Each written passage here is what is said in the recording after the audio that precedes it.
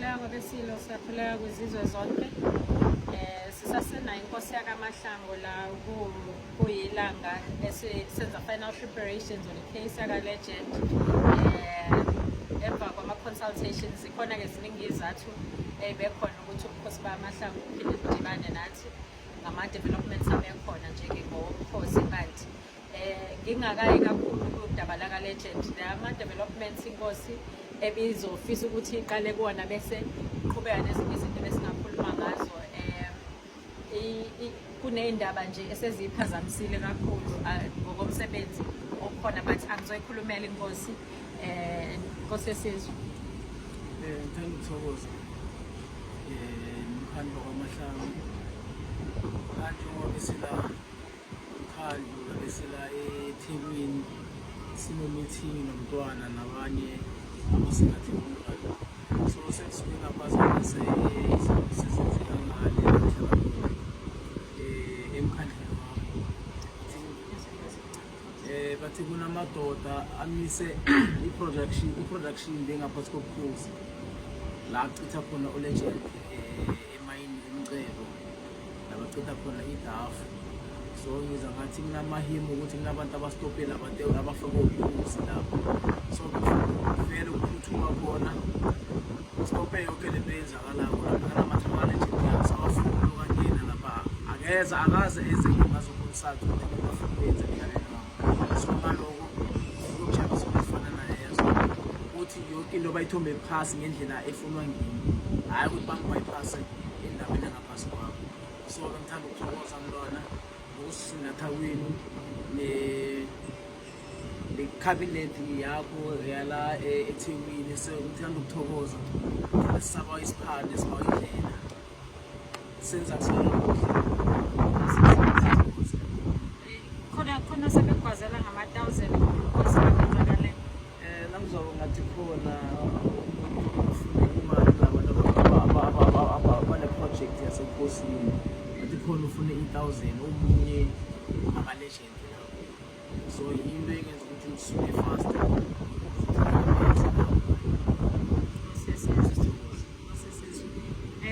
siyathokoza Nkosi. Odabeni laka Legend ama-developments akhona this morning ngivuke ngendaba ezithi sekunabanye odriver ababili abaxoshiwe omunye namhlanje omunye izolo but ababili asebexoshiwe nje njengoba sikhuluma ngokwama-developments. Kodwa umlungu uxosha uke wabasendela ama-message athi uzodila nabo one by one but labo driver akusibo driver njengamanje okuyibona ababhizi nokuthi uLegend ubabophisile wenzeni.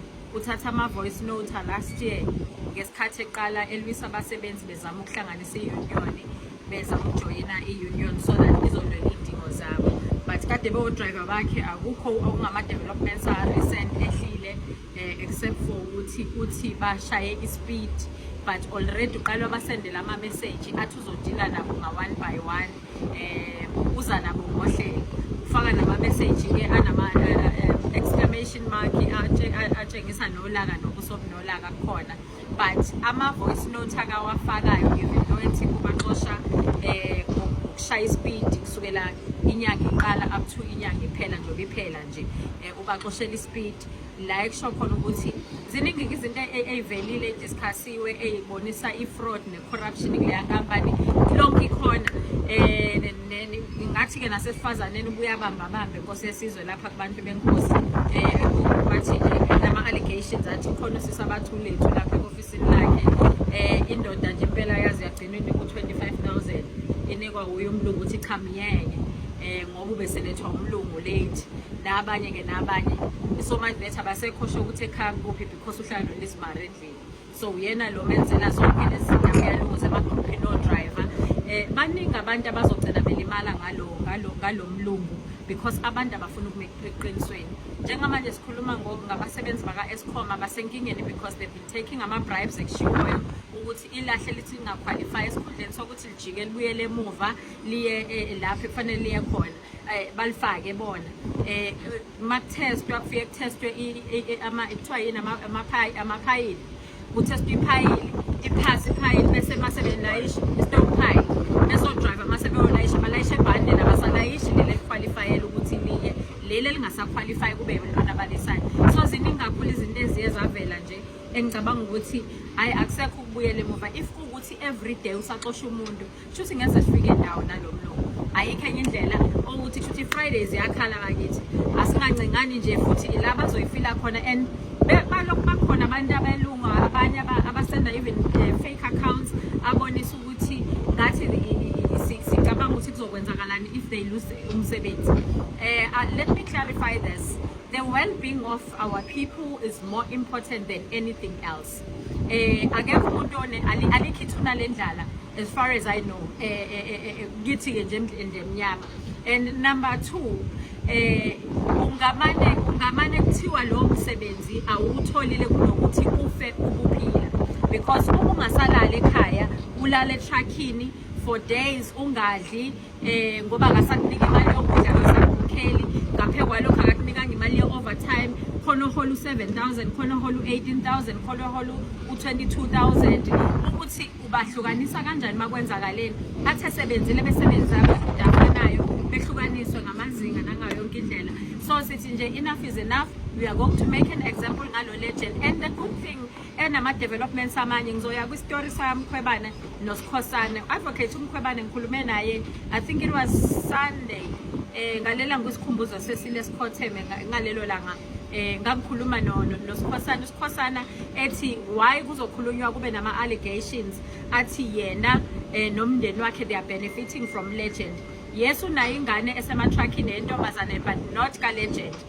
Number 2, uthi unayo ingane uthi ikhona umuntu amuzwa ngendaba ethiwa akaSikhosana, angazi noma uthi uThabo loyo, but uSikhosana sibongofanana ngoba kade lokho ngaye elokho ehlanganiswa naye. Bona ke ngokwama allegations abakhuluma ngawo insolo nezokubribe bayayichitha nokubenefita otherwise. Ngase ngithi ke mina baba uSikhosana ngisazokhuluma nomama uSikhosana okuwumkhwebane. Baba uSikhosana njengoba ushadow minister wamaphoyisa, ngike ngaphosa inselelo ngathi kumkhwebane mayingakwazi ukukhulunywa ngakho asimbone participate ehamba phambili. Now wena kuthindeka siqu njengomsebenzi wakho wamaphoyisa, njengoba sithi amaphoyisa angaphansi komnyango waka SAPS awabenzanga ubulungisa ukuvulela ama case lama criminal charges against uFoshi la kuthiwa khona assault abasebenzi bakidnapile, wenza izinto eziningi ezithindakalayo, but amaphoyisa kuleya ndawo awabophile. But instead sibone afuna ukubribe, avuma ukubribe ngelanga esasikade sikhona ngalo. Lamaphoyisa thema ngabe efika usise ngamconfronta nethimba lakhe ngathi saningicelela eceleni bribe yini.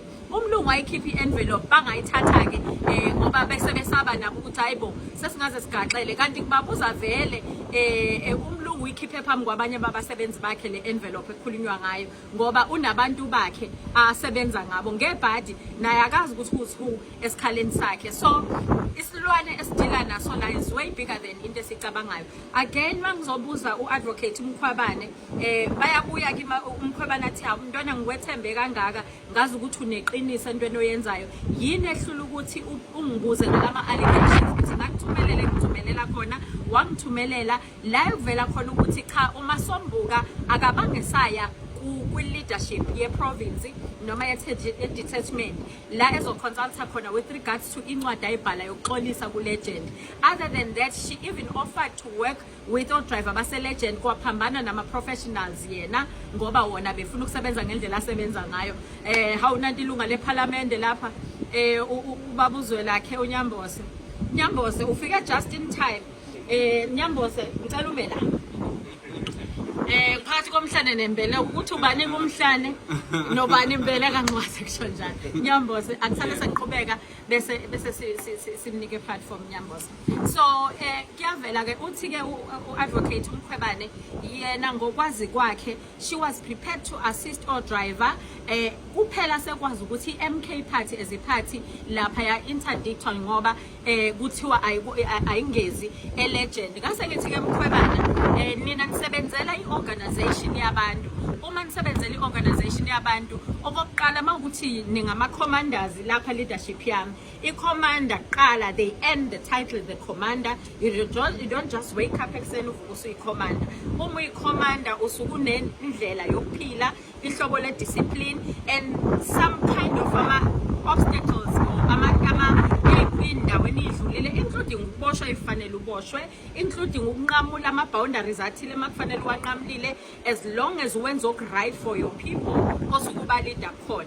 Ngithi-ke ngeke-ke nithi Mkhwebana ngeke nize niye legend because you are interdicted, ni-interdictelwe something else, nibizelwa something else. Sikhuluma ngephathi la ba-interdictwa kuthiwa baya kwimarch ekwakade kukhulunywa ngakuthiwa i-illegal at the time with the provincial professionals ukuze baye legend logistics. So even if you were interdicted, but abantu vele inkantolo zayikhandelwe khona ukuthi kube umngcele uqeda ubosha uqeda ushaya isigwebo sentambo ufushiye umndeni wakho. Njengoba umhla ka1 ukhukhulela ngoqo wokuthi sithi enough is enough. Vele MK Party biyembombela stadium iyolwa ne-corruption ithi enough is enough kuphi ziningi into ezikhona. Ngesikhathi sembombela izobe igcwele embombela sizobe sigcwele ka legend kusase-eli. Kodwa uma iphuma ama-cost ukuthi asilale Friday kofanele baphinde bezojoyina isizwe lapho on Friday. Uma ukuthi siyalala Friday, siyalala Saturday, siyalala mhla kabani, already odriver bama-truck kusukela namhlanje yabona nje labathulula la emtateni abahambe nabo abantu abathola ulift ema-truckini vele ikheve ezinkulu abathola ulift wherever usuka khona, usuka eMpumalanga, usuka eMaputo, usuka eGauteng lapha mhlobo wami, wherever la usuka khona thola ulift ubheke kuphi siye legend siyokhempela ngakhona. Uma sikwazi ukuthi sinqobe, it is evident that ikhona iproblem kule industry. If ungafollow this page ungakwazi ukubona ukuthi everyone in this industry ukhuluma ilanguage efanayo. Noma ngabe umuntu usancetheza to legend ke mabesho unama-truck amasha ungcono kunabanye unamashawa khona othenje ohujo odriver wathi bafethu siyageza nokugeza ka legend kunamashawa awuvuswa kufana namanye ama-companies othi usalele uvuswe kuwona. So lo muntu ufuna ukusitshela ukuthi engacompromise yonke into impilo yakhe yonke ngoba yena kuneshawa kumlungu ukuthi umshayile umlungu noma ukuthi wenze njani. Most of them abaqhubeka basebenza under those circumstances. So umhla ka1 ke hayi sithi ikhala ngempela. And uma sikwazi ukumisa lokho, people are skeptical about participating because bacabanga ukuthi bazophelelwa umsebenzi. Umsebenzi anawo already. Awunawo uma ukuthi ususebenzile awusaholile. Uma ukuthi ikhanda lakho alikhosoba enough because driving from eWitbank uhamba ubheke eRichards Bay awukwazi ukuma ngisho edolobheni elilodwa because ama municipal bylaws awasavumi abadriver bama-truck basebenza example. So umndeni wakho uma une-emergency manje awuvumelekile ukuya ekhaya wena ushonelwe awunaholidi akuvalele but still awukwazi ukuya edrobheni ufake umndeni wakho imali, awukwazi ukwenza otherwise, awukwazi ukuthenga ukudla, awukwazi ukuthenga amanzi because awumi ndawo. Njengoba manje izikhulu zabaqeqeshi elwa nabo nje kusemgwaqeni alwe nabo physical. So that's not life. And the way they are fatigued ngakhona nengqondo ngendlela ephazamiseke ngakhona nangendlela abahlukumeze ngakhona, it's high time we do something about it. And akekho umuntu ongakubonile. Those who want to participate sihambe sithi put a stop to this. And ayihlukumezele aba-driver phela, ihlukumeze nabanye. Kunabanye khona umsendela icase yakhe alimale ibhande liyalayisha lama-truck. So if sizoyibheka la phambi ka-legend phela sikhuluma ngofoshi ne-truck yakhe la edepo yakhe ngaphandle kokuthi indawo yenkosi khona ke la ne-case entsha le nkosi ekhuluma ngayo ukuthi badampa endaweni yenkosi eyayikade ingenama consultation udaba lawo badampa i-waste, but bafike bavala abantu abasebenza enkosini khona nofuna ama-bribe 1,000 abantu abasebenza khona laphaya. Ithi inkosi shutha bahamba odampa esayithini yakhe. Kuvele isancengisisa i-relationship ukuthi not that fanele incenge but isabafundisa indlela yokusebenza, but already kunama-developments are-wrong enzakalayo. So if we pull a stop to what is happening ka-legend, okuveza lonke uhlobo lwe-corruption abalenzayo, yini kanti enye singabe sithi siyayi abantu silwela ukuthi baphile khona. And i-dignity yomuntu omnyama is very important kunayo yonke. I-investor nomuntu o-receiver i-investment on the other end bayasebenzisana for that investment ukuthi sustaineke. So leyo ine-value chain yayo ngokuyimela ngokwayo, but uzoyazi kangcono umuntu owenza i-economic leyo nto economics lento esikhuluma ngayo. So mhlambe nakho lokho kuzosithatha Nyambose kusinike isithombe esiqinile, but here already we need your shadow ministers, your colleagues osebenza nabo njengoba usebenza ngokuthinta amakhosi umhlaba njengoba kade sikhuluma nje sinanomhlangano izona. We need already uMazolmane sesimazisile, sifuna ukufika bebophile, sifuna ukwazi i-status sama cases avuliwe legend asesho afikaphi uma uthi kube enkantolo sidile nenkantolo yabantu basehamba nje Nyambose. Laba abantu bahamba bezofaka la uphume la uma yiwona uphuma la uhambe uyochitha wherever lo chitha khona, uchitha our minerals, uchitha ingcebo yethu. Uma ukhuluma ngale haba le iyona inhliziyo ye-Africa in actual fact, not just South Africa, ye-Africa, not just thina kuphela in Africa, globally iyona inhliziyo yawo wonke omunye umuntu. And who are the abantu abanikazi balento esikhuluma ngayo? Ithina bantu ndli yakithi emnyama, ithina abantu bamakhosi. And if singabafundisi laba abantu abafike bethi bazohwebelana nathi sizoba nenkinga. And yes abantu balambile, the mere fact ukuthi abantu balambile ila kufanele siqale khona ukuthi ulamba kanjani unomhlabathi, ulamba kanjani unomuntu wena omcuphisa emhlabathini wakho, kodwa kuphinde kube uyena ongaphezulu kwakho. Shuthi khona indlela esinenkinga ngayo, kukhona ukutwisted kancane. Nyambose nginika wena le ndaba. Thina ngolesihlanu siyala siyakhona. I understand ukuthi nikwi break ngokwe parliament, but abantu abahambi ngekhathi. Impilo yomuntu ayihambi ngama recess. Already khona ongeka kuthathe kahle ukuthi umvuke emxoshile umlungu namhlanje based on ama messages ukuthi befuna iunion ezolwela idingo zabo. Remember ke ukuthi awuvela ufuna iunion nje ngoba for fun.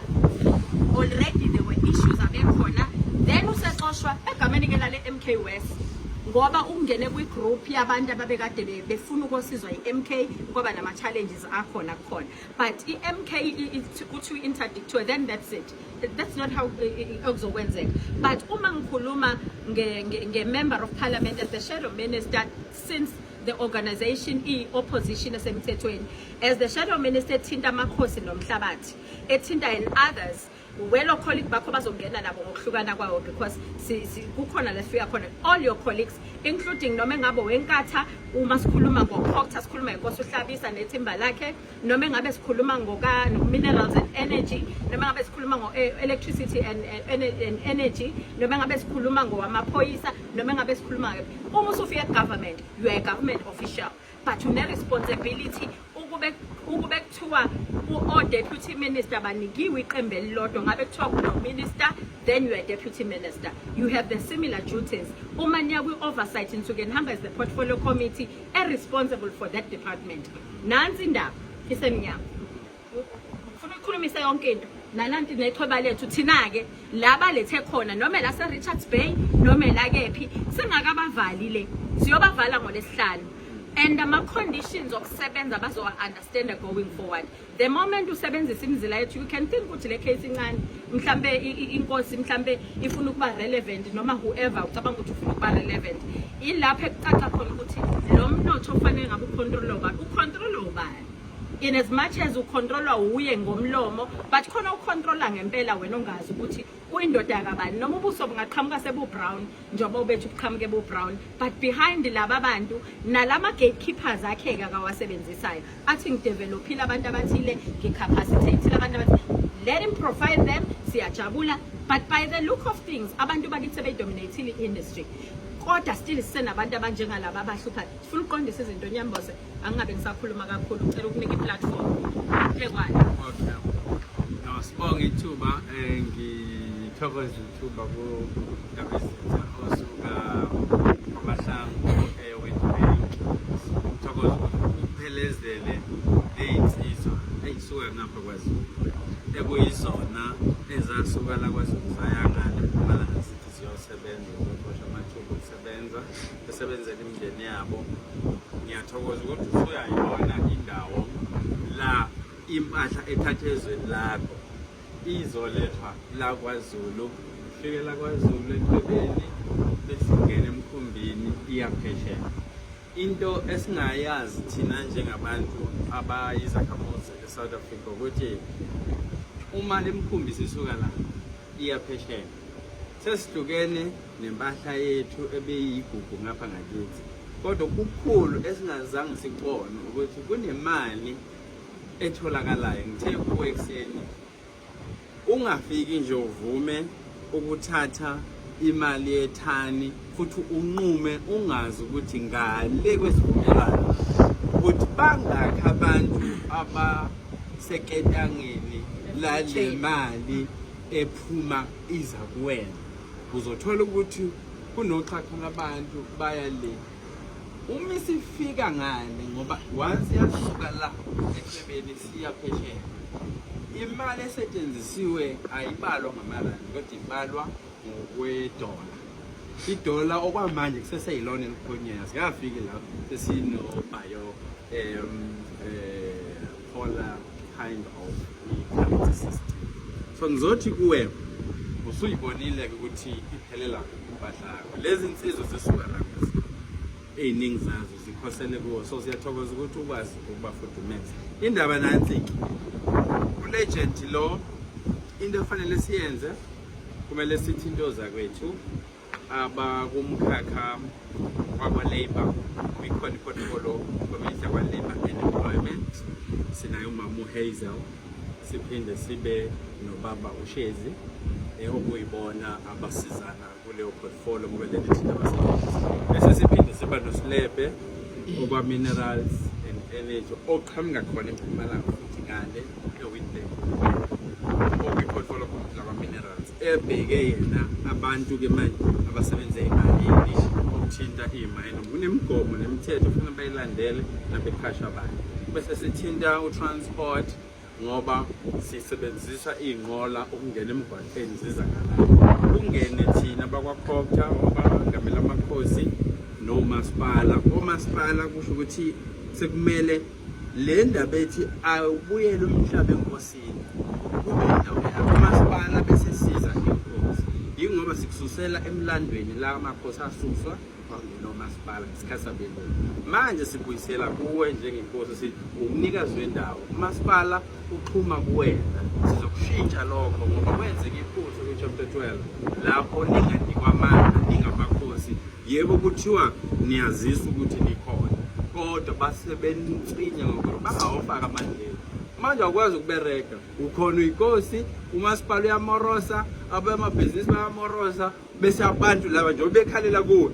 Abantu abadukile bayazi ukuthi nangu umnikazi womhlaba, kodwa nasakusetshenzwa i-constitution umthethosisekelo awunifaki nina ukuthi nawo amandleni okubusa nize nithathe iy'nqumo ngeni lapha emkhandleni. Emkhandleni kuhleli amakhansela asekhethwe abantu umva ko-5 years bese bayaphuma ngena abantu. Wena uloku khona wakubusa ubaba wakho. Sizoyilungisa ngokuthi-ke sokwenzela into ekuthiwa ujoint umbo. Lapho-ke manje sizoza sonke ngoba inkulu lenyamazana esibhekene nayo. Sonke siyele siyobuka isimo, omunye nomunye athathe ingxenye yakho ukuthi thina sothatha lokhu sithathe lokhu. Nasesifike eParliament lezi ndaba siyayikhipha emakomitini siyasho ukuthi nako ngoba vele lesi sikhathi esikuso sesiqala isikhathi sokuvakashela umphakathi sibuke ukuthi basebenza kanjani, izimo abasebenza ngaphansi kwazo yizimo. So lo legend nakanjani sizoliphakamisa igama lakhe. U-Alzo seliphakamisile igama lakhe ohlupha abantu futhi endaweni yakho ngale eMpumalanga, kanjalo nakwamanye ama-provinces. So sesiqalile sithi ohlupha nje mina nje emaplazini amabhunu nakunebhunu elibulala abantu elihlukumeza abantu, ngicela usinike igama lakho sizolimemezela eParliament. Kwazi wonke umuntu ukuthi lona ubulala abantu ngoba basukile nabo bayotshela uPresident waseAmerica ukuthi bona babulawa yithi. Manje-ke sesiyabaveza ukuthi umuntu obulalayo yibo laba kodwa bayokhala le phesheya bethi bona bahlushwa yithini. So bona ukuthi iqiniso likhulu. Ngalokho sizama ukuthi yinto abasiyikhulume lento abantu abamnyama bawu-92%, kusho ukuthi ekhulwini abantu esikhuluma ngabo abamnyama la bangamashumi-9 ekhulwini. Kusho ukuthi baningi labo bantu. Amakhuwa isishiyagalombili kodwa amakhuwa yibo abalawula abanzima. Leyo nto kufanele siyishintshe-ke ifomula. futhi umthetho onobulungiswa laba abaningi isikhathi sabantu abaningi intando yeningi kodwa isebenzi nasekuze kwezomnotho ikhuwa ilona eminyaka esithathu leyo ndlela ishintsha kusho ukuthi ke abakhipha ama license for imayini sekuzomela kube inkosi lezwi ukuthi nilike kanjani loyo muntu ekubeni kunabantu abangafanele okwesibili fanele siguqule umthetho wamabhange alikho ibhange eSouth Africa enikeza umuntu omnyama imali ukuthi angene kwezemali bathi abangeni kodwa banamali noma uma bengangeni leli lahle liphuma lapha kuwe liyimali bese kumele ngabe amabhange asehlukile ashintshile ayiqala ibuka indaba ka-mining awukwazi ukuba ne-resource eyaphesheya kodwa amabhange ase-South Africa asingeni kuleyo yingoba bavulela umnyango abantu baphesheya ukuthi balethe imali yangaphandle kodwa nayiza ayizi kini nina abantu abamnyama bafuna umuntu omhlophe noma ngabe uwumnikazi wendawo noma kasiye bese kuthiwa lo muntu omhlophe thina sisebenza naye ugovernment wethu bese yathula athule kube kuyisikhathi sabantu abamnyama iphuthe lenzeka uthena xoxwa kuguqulwa izwe ezomnotho zashiywa ngaphandle zaxoxwa eceleni nabo Press no Oppenheimer abelungu nje ukubabona be-rich yinto abayikhandile ukuthi bazophila kahle bedla ama-minerals eSouth Africa umuntu omnyama abe seqiniso akashintshi lokho wena nje usabuswa ngomthetho ka-1885 umthetho wathi i-London Convention ne-Pretoria Convention inkosi emnyama izobuswa ngaphansi kwesandla uma engafuni ubuswa ngomthetho omlungu samgudluza esihlalweni sakhe sifaka ongayena isihlalo sakhe uma naye bheda samkhumbuza ukuthi hey leso sihlalo lesi sakhe so salo esamsisana ngizama ukuthi-ke yiyo into esizoyishintsha lo sesiyibikile eParliament ukuthi nansi into enisilimaze ngayo ngale kwalokho amakhosi kwakumele ingxoxweni kube yiwona ahlala etafuleni namakhulu bafika athi yenina nathatha umhlaba wethu ngo-1913 abanye bathathela before 1913 kusukela ko-1800 zonke lezo zinto sesiyiqoqile so uma sukuma sizosukumela indaba yokuthi laba bantu mabangaxhaxhazi sikhona nisitshele umlungu mina nje ningamagama belungu ufuna ngisebenza umlungu noma ngabe wama-truck noma ngabe wemayini noma ngabe u-1 u-4 ninginikeze u-alizo ninginikeze bonke abelungu sibamemezele bazwe yizwe lonke senzele ukuthi phesheya ngoba kubaza ukuthi phesheya thina sibulala amakhuwa angithi sizobanika ilist sithi nayi-ke ilist yabalungu ababulala abantu and then bese sibona ukuthi-ke nisaqhubeka inalento enisho ngapha eMvoti noma eGrey Town umlungu udumuze abantwana bawu-3 wathi eDalton wathi bengicabanga ukuthi sithe umlungu emva kokuba sebethe thina sibulala amakhuwa ikhuwa lidubula abantwana kwathuleka zange ingene kuma-newspaper zange ingene ndawo kuningi okwenzakalayo okungariphothwa muntu so sizothi siyathokoza ukuthi usukumile sithokoza engathi wonke amakhosi ngale nto yenzakalayo yazini ukuthi inaha yenu nama-minerals abawakhipha lapha awenu sesizoqala inkulumo ethi le ndawo yenkosi leli dolobho lalenkosi sizobala-ke bayeke ngoba bayitshela ukuthi hayi yindawo yami leyo ungabasusi sizobabalela-ke sobanika idate ka-1913 kusukela nge-1902 sibale ukuthi yiphi inkampani yayisebenza mhlalana kuqalwa uthatha umhlaba zilandelane zonke bese sibale ukuthi bakhanda malini bese sihamba siya la kugcina khona amafa sibone ukuthi le nkampani ikhande imali engaka isizukulwane saleyo nkampani abelungu sebenemali engaka banamafa angaka amanye aphesheya wayekhona siyakulanda konke sithi nansi imali ekhandwa belungu eSouth Africa kodwa buka lapho abantu abamnyama bangatholi bese sithi ake nisikhokhele ke nixolise kulabantwana balesizukulwane samakhosi over 112 years libaqhilaza lo mnotho ongale balungweni abawu-8% awubuye manje uze kubantu abamnyama abawu-92%. Yona nkulumo bekumele ngabe nasiya ku-National Dialogue le 2 years manje ngo-August.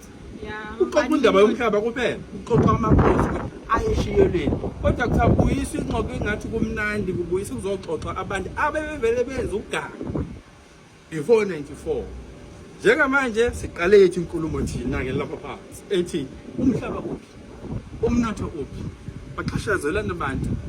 Kuza kanjani umuntu omnyama usesesigqila somlungu? Abelungu bakhanda imali kulo 30 years kusukela ku-94 yibona ba-rish ukudlula isikhathi sabo. Isizathu salokhu ukuthi bafaka abantu abamnyama ey'tulweni ema-ofisi ukuthi basebenze, kanti benzela ukuthi nabehola imali basayothenga ey'tolo zomlungu. Umuntu omnyama akathathanga izitolo, akathathanga imboni, akathathanga amafema, akathathanga imayini. Umlungu ugcike ngazo lezi zinto. Naniphume emsebenzini ngisayothenga kumlungu yonke imali enisebenza futhi nayo futhi bayixhaphaza ukuthi imali ebhekile ngakanani. Yileyo nkulumo ke sifuna ihahlele yonke iSouth Africa. Wonke umuntu akhuluma ngomhlaba, akhuluma ngomnotho. Simeni lapho sekuyashintsha lo mnotho ethanda ngathanda.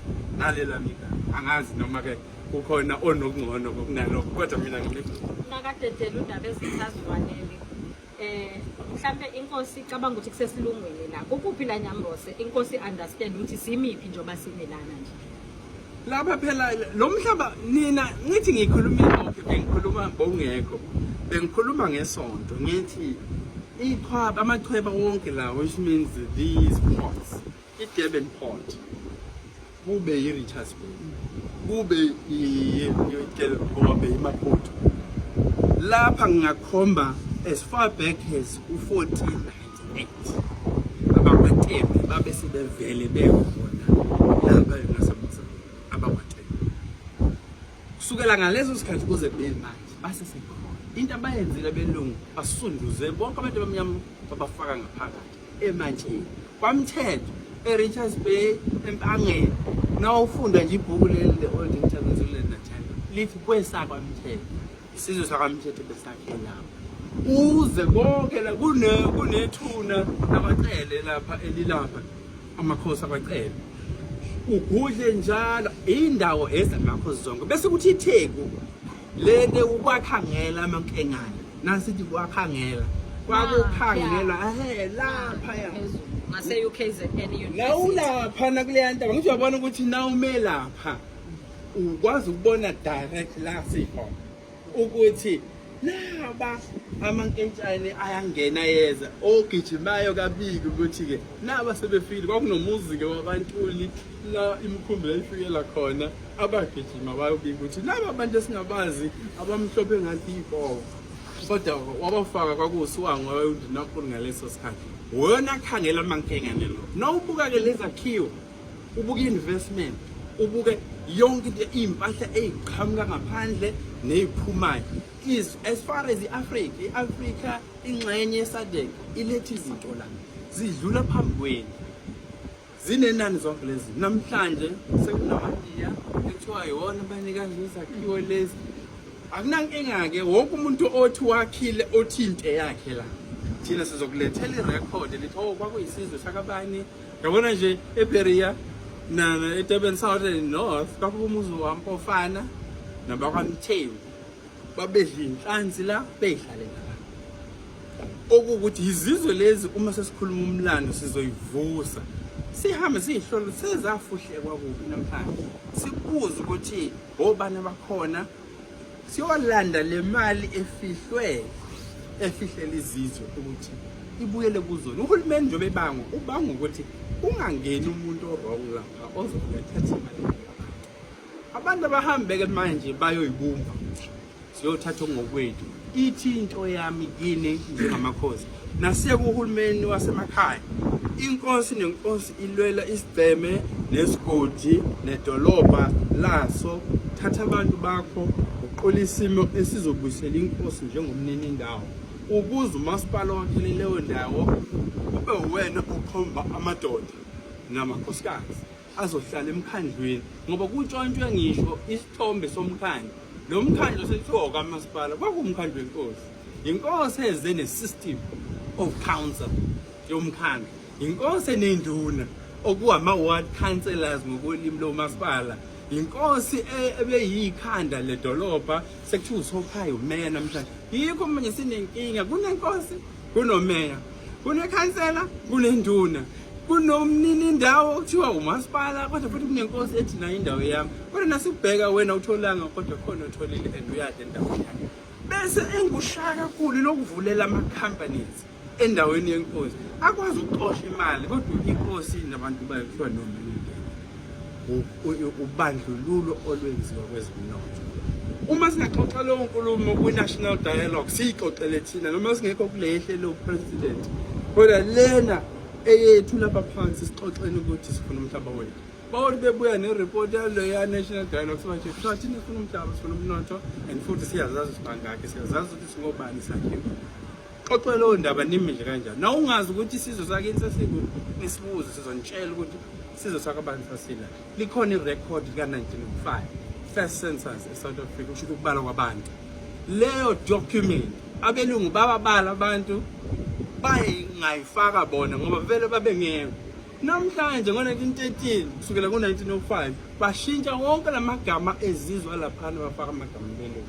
So now uya kwi-deed search usuthola uPokemon uFantonero bonke labelungu bangene nini ngoba i-record i-source document ikhona ethi uMahlangu ethi uSkhosana ethi ubani basusiwe labo bantu oKamel Street uGamela loyo indebele leyo sekuthiwa Kamel Street uGezina laphana bathi bona Gesina ngesi-Afrikaans esiboni uGezina msintombi ndebele.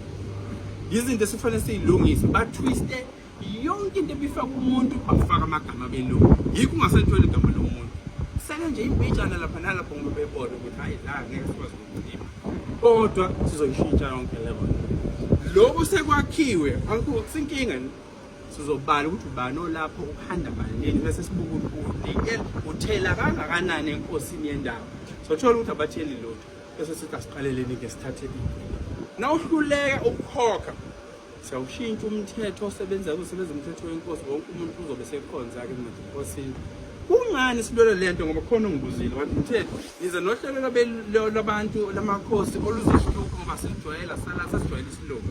Ngithi mina kukhona lento siyibiza njenge ownership pattern kusho ukuthi izibalo zokuba nezinto ngobani abanezinto eziningi ngokomhlaba sithola ukuthi abelungu uzokwenza kanjani ukuthi abantu abamnyama bazuze kulomnotho ongako khona umzosebenzisa indlela yomlungu. Indlela yomlungu iyona esibeke la sikhona.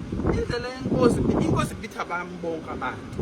Inkosi isiqiniseko sokuthi abantu unendawo yokulima lapho edlisa khona imfuyo yakhe noma lapho ekhiqiza khona ukwazi ubuntu bethu babusho njalo.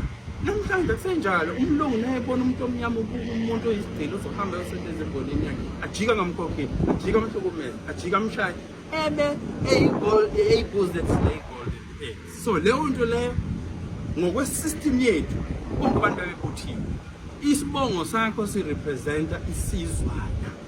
Uma sesihlangene siyizizwana senzwa a nation of Amandebele, nation of Zulus, a nation of Sotho, nation of Pedis and Tswanas and Vendas and Swatis and Xhosas. Bonke labo bantu banendawo yabo bayikhomba bathi ekhaya kwakula sasihlala la. Into eyenza ukuthi singabe sisabana ndawo belungu beze nomthetho othi forced removal act othi susa abantu ngekhaya endaweni zabo babebone lokho ukuthi le ndawo siyisebenzisa indawo yebhizinisi sikhiphe impahla kodwa umuntu akamcabanga.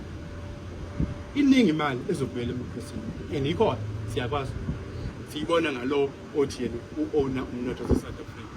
Sina singayiqhaza nje umnotho nawo sonke singaba rich sonke kodwa ngenxa yomona okovana uthi uzodayedwa ngoba ufuna abantu abazoba zicaka. So abantu inqondo silimela kuyasiphoqa sikwenze lokho. Uyazi ukuthi no ungabuyisela abantu bakamthetho ubabuyisele endaweni yabo. Sesiyazi ukuthi kwamthetho kulapha ungaya kwamthetho uzoba nayo into nawukuthi usekuhambeni awunakho into oyikhomba nje anginanjalo ekhaya izobe ikhona indawo. Asithi abantu bangayi ukuhambela ezinye izizwe but ungasokole ekuhambeni uphinde usokole nasekhaya lapho usaba. Uma singabuyisela the old order singakwazi ukuthi lo 62 million people siuchazele umhlaba omningi. By the way simane siminyene la abelungu uyanaka ukuthi sebevele babuyela kulolu lasiko lidala lwethu bahlala le maplazini bakhiqiza benza yonke into and baphumile nakwi-grid system abasakhokha ama-rates abasakhokha amanzi abasakhokhi babhora amanzi phansi ngoba kuningi lezo zinto umlungu oze nento ukuthi makuthengwe izinto ebuke iy'nombolo namakhanda abantu ukhanda mpondo phela suka lapho 1906 babephoqa amadoda ukuthi ayosebenzisa imayini ngenkani basuke emizini yabo bayeke amasimu bayeke imfuyo yabo bayosebenzela umlungu ukuze uzothola imali bese kuthi uzokhokhela i-tax bethi upoll tax ngoba kwaye balwa abantu lokho kwaba lapho i-labour tenant system yaqala ngo-1910 bubu ukuthi siqhubekise ngimba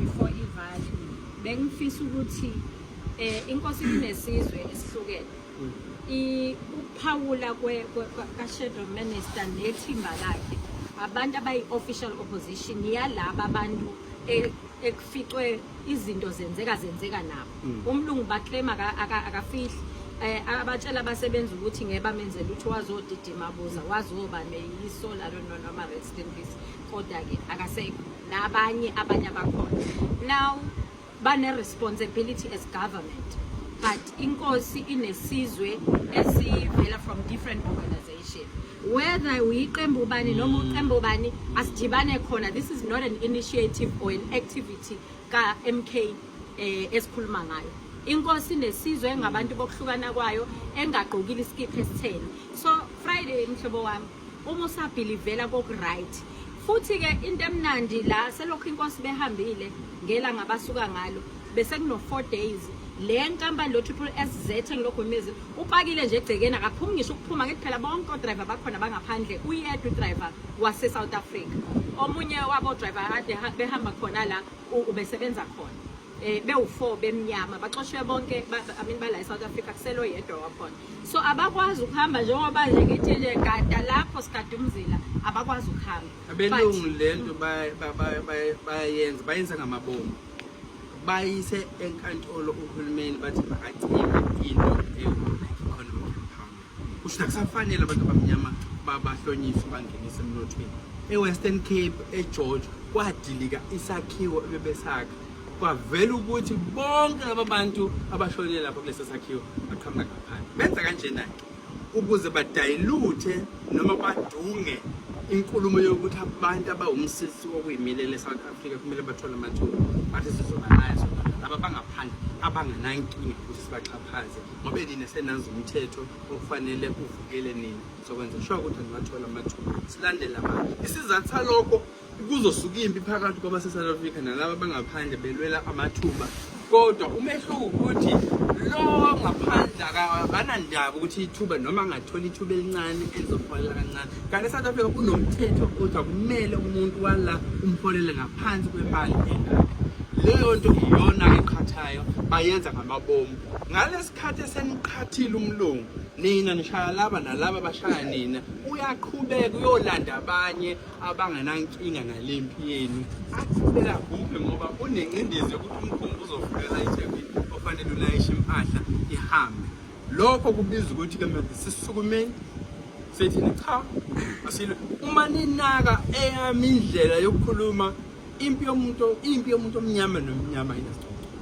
ngiqonda ngqo emlungwini ngoba noma ubona abantu abamnyama belo bokwazi kunomlungu emva kwabo othe hamba oshaya lona lo afika umthetho hamba oshaya khathi nilwa anibukanga isithi ukuthi ubani njalo anoyinaka leyo and yikho kumele simqonde ngomlungu mina nanginganika umlungu ngiyazi leyo umuntu omnyama ezokuphelela bazotshela ukuthi cha wena uqhathwa yilona kodwa manje awuzange ubuze futhi anibukanga ukuthi uqhathile lo namiyeka uyaqhubeka uyogaga kwenye indawo mina nje ngibhekene nomlungu abanye ngizosala nina nizwana kodwa nangingangisusela umlungu siyathokoza nyama singadedela inkosi ngoba kuzobe sekufanele kuvalele isemina kuqala ngoba angikwazi ukukhuluma emva kwenkosi bahlobo Friday sise-legend as early as 5 ekuseni bobe kuthule nje kunyakanyaka u5 wakhona ukuze nophuma ngo3 asazi ukuthi uzobe saphuma yaphi